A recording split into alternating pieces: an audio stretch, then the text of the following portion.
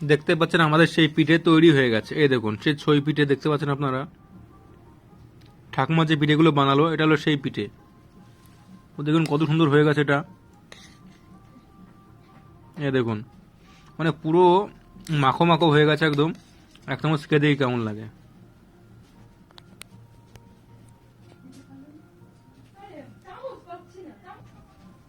দেখুন খেয়ে দেখি কেমন হয়েছে।